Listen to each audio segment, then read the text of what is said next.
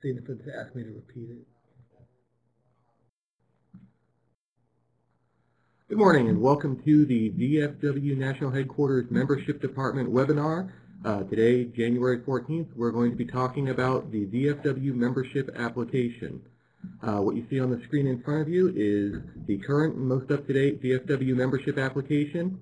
This is the one you should have at home for all your posts. And it will... Okay. This will be the most current and most recent application. You'll see up in the top it'll have a version date of 01/14. That's the most current version. The difference between what you have back at the post and what you see here is that the area where the quartermaster enters information on your hard copy applications will be shaded in gray. It's simply white here for ease of viewing. Everything you see on this application is the information we use to process members. That means new members coming into your post, reinstated members, as well as transfers, paying and non-paying, that come into your post. Let's go ahead and get into the different aspects of the application here. First, these sections of the application outlined in red are mandatory. This information is needed for every new member that's coming into your post. You'll see, of course, the name and address. The address, this is where they want to receive all of their mail and VFW correspondence. Then you'll see a date of birth over on the right. We ask for a date of birth for all our members because even if they're annual members, when they want to eventually convert to life, as we hope they do, that way we'll have their birth date on file and we can do that easily. The information about their branch of service, dates of service, and qualifying foreign service can all be found on their DD-214 or other proof of eligibility that you verify before you sign them up as a member. The membership type indicates whether they're going to be an annual member or a life member. If they're a life member, are they making a one-time payment or the installment plan, and we'll go into that later. As well as the quartermaster section. There you indicate if they are a new member, you want to indicate the post that they're going into. Former member, if they're a reinstated member, you have to put in their prior membership number. If you don't know their membership number, give us a call at the national headquarters. We can look it up for you.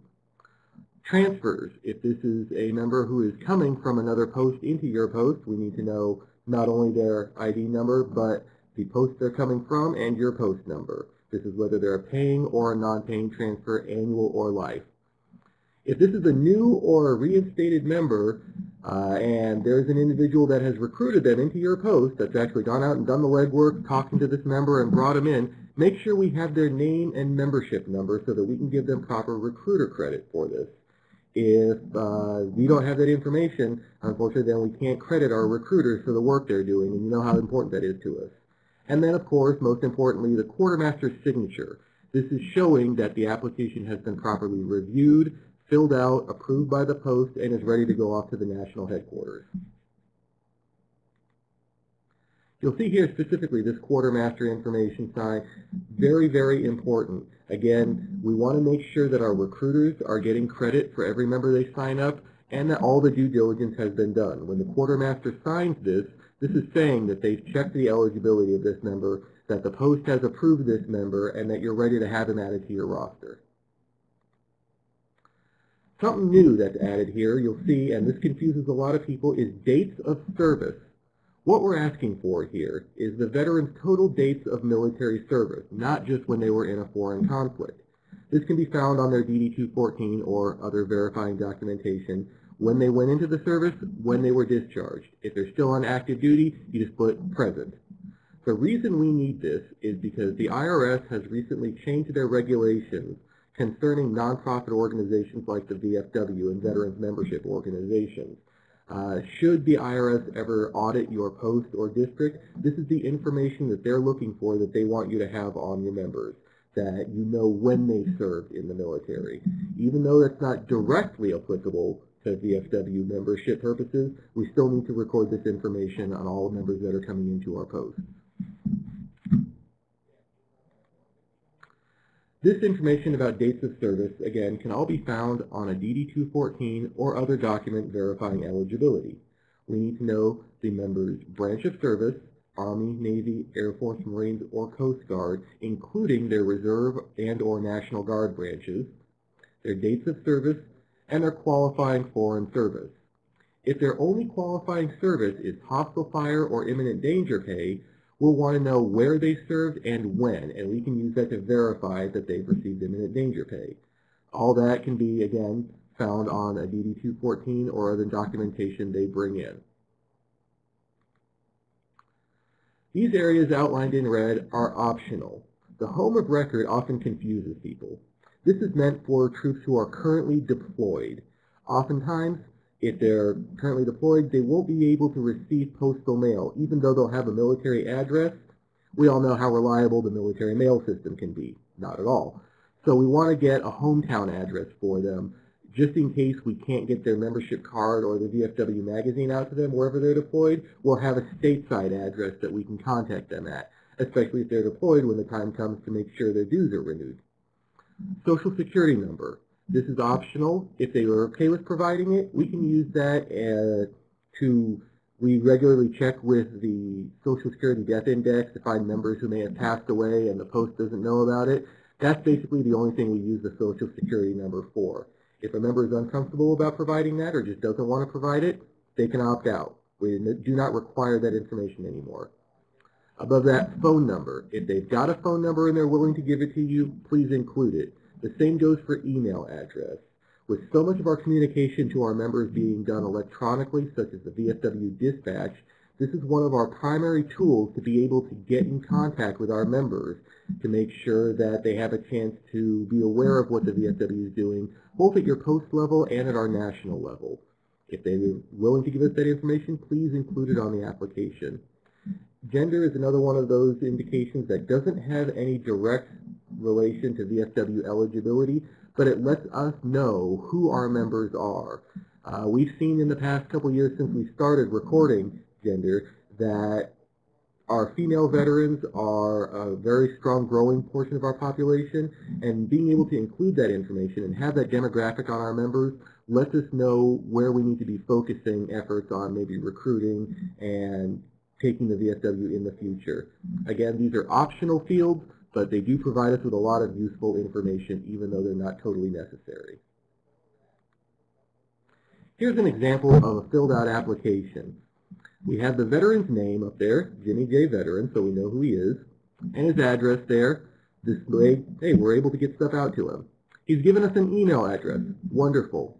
We've got his birth date there, January 1st, 1980. Lets us know he's 35 years old. He's indicated that he's a man.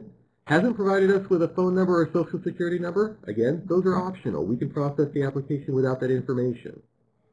We check that he is an Army veteran, that he served from January of 2003 to June of 2009, and that he served in Iraq. Again, this shows that we've all verified this through whatever documentation Jimmy Veteran has brought into the post.